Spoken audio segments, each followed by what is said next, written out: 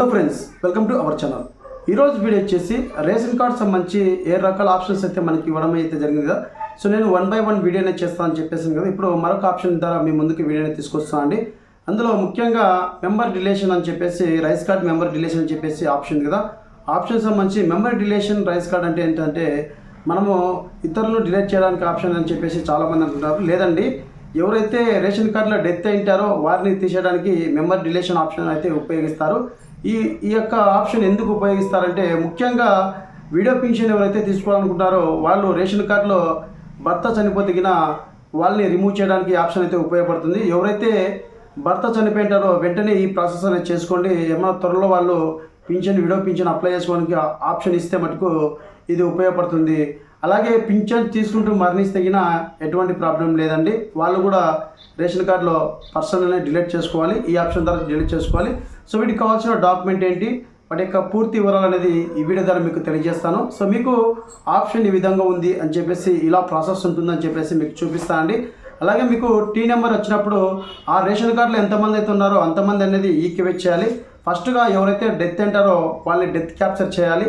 తర్వాత remaining persons ఎవరైతే ఉన్నారో వారిని ఈకేఎస్ని తీసుకోవాలి. ఆల్ మెంబర్స్ ఈకేఎస్ కంప్లీట్ అని చెప్పేసి వస్తేనే మీకు డెత్ రిలేషన్ అనేది మీకు ఆ రేషన్ కార్డులో ఎవరినైతే డెత్ చేశామో ఆ పర్సన్ అనేది రిమూవ్ అవ్వడం జరుగుతుంది. అలాగే చాలామందికి డౌట్స్ అయితే రావచ్చండి. మేము వేరే ఊర్లో ఉన్నాం, ఒక పర్సన్ని డిలీట్ చేయాలని చెప్పేసి చాలామంది అయితే కామెంట్ చేస్తున్నారు. ఓన్లీ డెత్ అయిన పర్సన్ మదర్ కానీ ఫాదర్ కానీ ఎవరైతే ఉన్నారో, ఎవరైతే డెత్ అయింటారో వాళ్ళు మాత్రమే తొలగించడానికి అవకాశం ఉంటుంది. మిగతా వాళ్ళ రిమైనింగ్ లైవ్లో ఉన్న వాళ్ళని తొలగించడానికి అవకాశం ఉండదండి.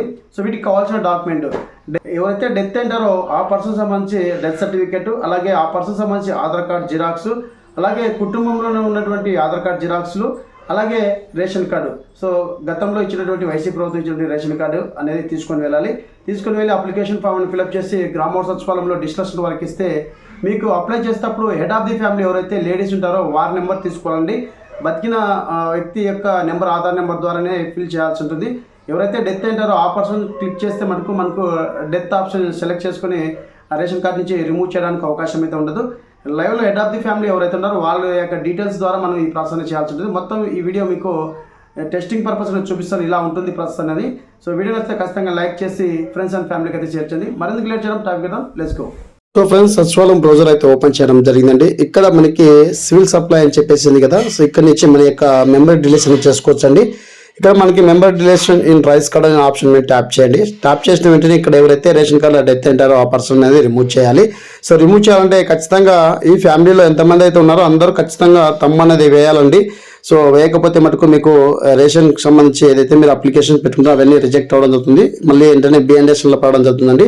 సో నేను ఆధార్ నెంబర్ ఎంటర్ చేసి ప్రివ్యూ ఫిల్ మీద క్లిక్ చేసిన వెంటనే ఇక్కడ డీటెయిల్స్ అయితే అడుగుతుంది. సో నేను డీటెయిల్స్ అనేది బేసిక్ డీటెయిల్స్ మొత్తం ఇక్కడ అప్లై చేయడం జరుగుతుంది. సో ఇక్కడ మనకి డీటెయిల్స్ అనేది ఇస్తున్నానండి. సో ఇక్కడ మీరు మొబైల్ నెంబర్ అనేది కంపల్సరీ ఇవ్వండి. అలాగే ఇక్కడ మనకి ఎస్ అని క్లిక్ చేస్తే మనకి టీ నెంబర్ మొబైల్కి ఓటీపీ అయితే రావడం జరుగుతుంది. ఇక్కడ అడ్రస్ అయితే అడుగుతుంది. అడ్రస్ ఒకసారి ఇచ్చి కంటిన్యూ మీద క్లిక్ చేయండి. సో కంటిన్యూ మీద క్లిక్ చేసిన వెంటనే member dilation in rice card అని చెప్పేసి అప్లికేషన్ ఫామ్ అనేది ఓపెన్ అవడం జరుగుతుంది. మనకి యాన్యువల్ ఇన్కమ్ వేయాలి, వాళ్ళు ఏం వృత్తి చేస్తున్నారు, అలాగే హ్యాబిటేషన్ అనేది వాళ్ళ యొక్క విలేజ్ పేరు అనేది ఇక్కడ మెన్షన్ చేయాలండి.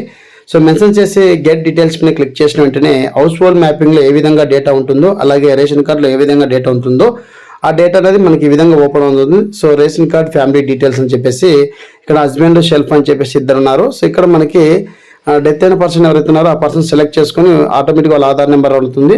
రీజన్ వచ్చేసి డెత్ అని చెప్పేసి క్లిక్ చేసి ఇక్కడ డెత్ సర్టిఫికేట్ నెంబర్ అనేది ఎంటర్ చేయాలండి. So death certificate number enter చేసి ఇక్కడ డెత్ సర్టిఫికేట్ అనేది అప్లోడ్ చేయాలి. అప్లోడ్ చేసి ఇక్కడ మనకు టర్మ్ అండ్ కండిషన్స్ చెప్పేసి 2 అగ్రీస్ అనేది ఇచ్చేసి మన షో పేమెంట్ మీద క్లిక్ చేసిన వెంటనే 24 రూపీస్ అయితే మనకి చలానా ఉంటుందండి. సో ఇక్కడ క్లిక్ చేసి ఎంబడే సేవ్ పేమెంట్ మీద క్లిక్ చేసిన ఒక టీ నెంబర్ అయితే వస్తుంది.